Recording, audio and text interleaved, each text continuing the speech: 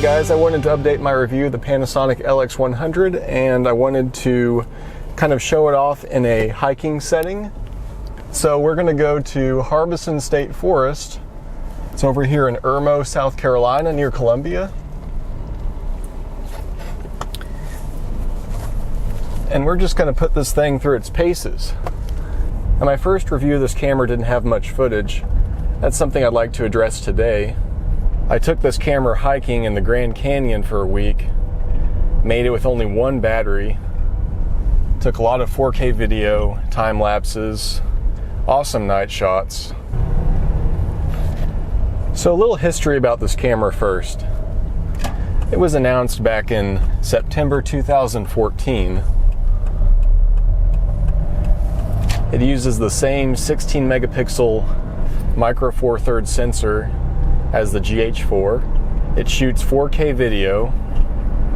It has a multi-aspect ratio sensor that allows you to shoot 16:9, 1:1, 4:3, and 3:2, each using a different portion of that 16 megapixel sensor, but never the whole thing. That's kind of the trade-off you get for having such a fast, wide lens. So yeah, this camera's been out for over 2 years, but it's still very relevant. There's nothing quite like it on the market. The price has recently fallen to about $550, making this a fantastic value if you're looking for what it offers. I really think that even now, in 2017, it's one of the best all-around cameras you can buy.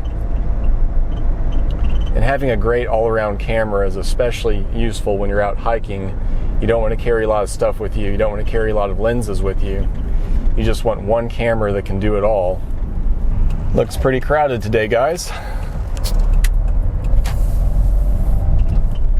So yeah, we're just going to go on a quick hike, and I'll touch on the highlights of this camera. I'll try to keep it short and sweet.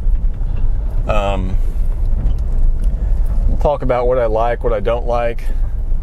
I've had this camera now for about 8 months, so I have a pretty good idea of what it's good for. All right, let's hit it.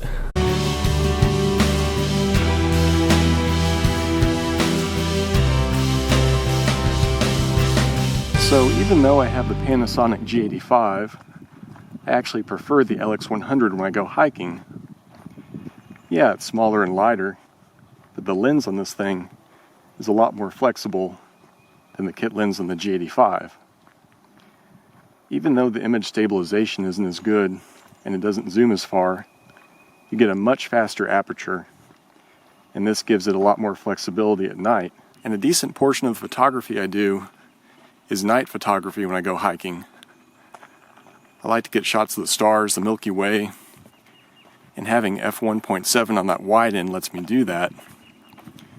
On the G85 with the 12 to 60 kit lens, I'm only at f3.5 on the wide end. So this thing is essentially letting in about 4 times as much light, and that can make a big difference. Another asset of this lens is its macro capability. You can show this off in still and in video. I might be able to go even closer. Yeah, that's a lock. So to sum up, you get a fast, bright lens with great macro capability, a nice strong wide end. It's really handy in low light too. So aside from the lens, you get a couple of other good things too. The battery life is rated for, I believe, 330 shots on the charge. Now, I tested this out at the Grand Canyon, took a bunch of pictures, some 4K video. I was out there for a whole week, and I only used half of one battery, and I brought 2.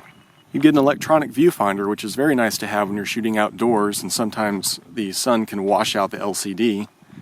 So when you can use that viewfinder, it really helps when you're framing your subject against difficult lighting. You might be a little put off by the fact that this camera is only 12 megapixels. But honestly, after I printed a 20x30 shot as a wall hanging, I realized it had plenty of detail. So yeah, you're only getting 12 megapixels, but you're getting 12 pretty detailed megapixels. I just say frame your subject carefully because you can't do too much cropping. Now, having a small camera means having a small gear bag, and that's another advantage of the LX100. You don't have extra lenses to carry around, So you just have a small bag that might have some extra batteries, some filters, and a tripod in it. And that is a big advantage of having a small camera. You can have a small tripod, something you can fit almost in your pocket if you have to. Something that really sets the LX100 apart from its competitors is the fact that it can take filters. The lens has a 43mm filter thread size, and you can use that to put on ND filters, graduated ND filters, polarizing filters, and get effects that you just cannot get on other cameras like the Sony RX100 and the Panasonic LX10. So that's something else that elevates this camera for the serious photographer, is the fact that you can put filters on it. So to wrap up, you get a 12 megapixel camera that does excellent, very detailed 4K video. It has image stabilization built into it. You get an EVF. You get a very fast, wide lens, sharp out to the corners. And you get some really nice macro capabilities and options to adapt filters. It really is like a shrunk down, fully featured DSLR. But it's not perfect. There are a couple things they could do to make it better. And the first thing would be weather sealing. If this is a camera you're really going to be doing some serious hiking with, it would be good to have weather sealing, and that's something that you would find on the G85 and some other interchangeable lens cameras, provided you have weather sealed lenses for them. Something else that would be nice to see would be better image stabilization. I mean, right now I'm walking and filming, it's probably pretty jumpy. If I were doing this on my G85, it would be a heck of a lot smoother.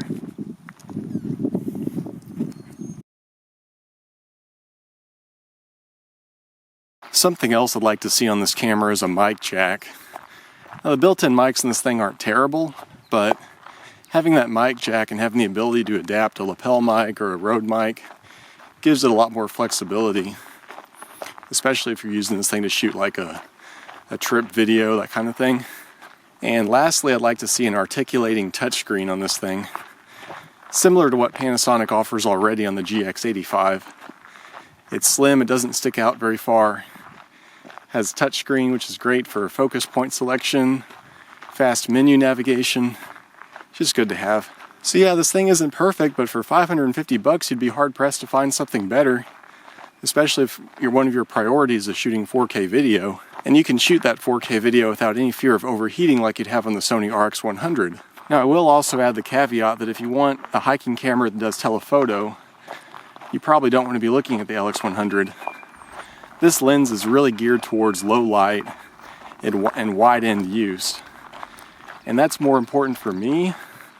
But if you're out doing a lot of wildlife photography, you're probably going to have to look at a super zoom.